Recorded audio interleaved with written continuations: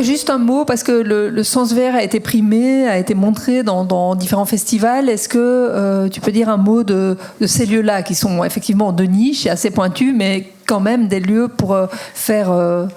Ce dont je peux vous parler, parce que il y a quelque chose que j'aime pas beaucoup, qui est la course au statement, généralement sur la réalité virtuelle, c'est-à-dire d'avoir la bonne phrase à ce sujet et d'avoir de vraies certitudes, parce que je pense qu'on n'en a pas énormément. Ce que je peux vous raconter, en fait, c'est plutôt l'année et demie c'était une vie de forain, en fait, pendant 1 an et demi. On a tourné absolument partout dans des configurations extrêmement différentes. L'histoire de Sens, c'est d'avoir été d'abord sélectionné à l'ITFA, qui est un festival documentaire. Et Dieu sait si Sens, c'est pas un projet documentaire.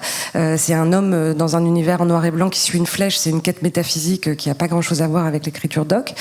Le mois d'après, on était à Los Angeles, à Hollywood, dans le festival Unity, qui est le principal moteur de jeu des projets en réalité virtuelle et de moteurs de jeu tout court.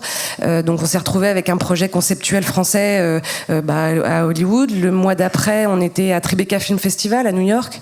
On a été ensuite à Laval, qui était un haut lieu de la réalité virtuelle en France et qui travaille sur le sujet depuis très longtemps.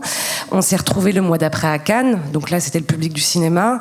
On a continué avec des programmations et des curations qui étaient beaucoup plus sharp, aiguës, dans le sens c'était des festivals de production interactive.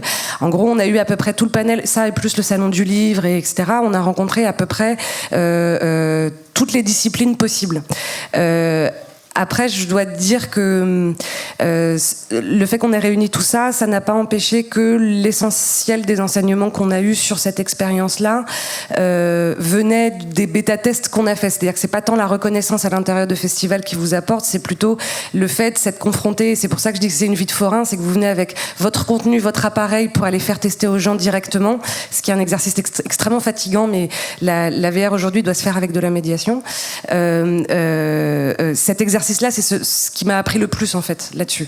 La fragilité, les positionnements éthiques que les gens se posent au moment même où ils mettent un casque, tout ce genre de choses, cette appréhension-là, c'était en bêta-testant qu'on a pu l'apprendre.